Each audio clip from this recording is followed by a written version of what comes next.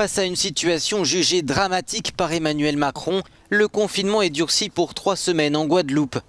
À partir de vendredi, le couvre-feu est étendu à 19 h contre 20 h jusqu'à présent. Les sorties seront limitées à 5 km du domicile et les commerces non indispensables devront fermer.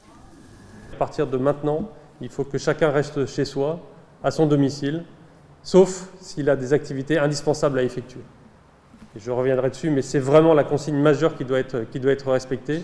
Dans les 3 semaines qui viennent, il faut absolument que nous évitions les interactions sociales, sauf celles qui sont indispensables. L'objectif de ces mesures est simple, tenter de stopper cette progression de l'épidémie qui atteint des niveaux sans précédent sur un territoire français. Le taux d'incidence n'est pas loin d'atteindre les 2000 cas pour 100 000 habitants, c'est 10 fois plus que la moyenne nationale. Dans cet hôpital, il ne reste plus que 2 lits de réanimation disponibles. En temps normal, l'île en compte 27. Aujourd'hui, il y en a 67 et le gouvernement se fixe l'objectif d'atteindre 100 à 130 lits de réanimation.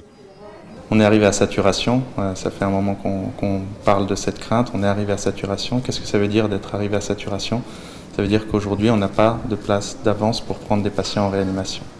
En revanche, les touristes ne sont pas invités à quitter la Guadeloupe, comme c'est le cas en Martinique où le confinement a été renforcé mardi.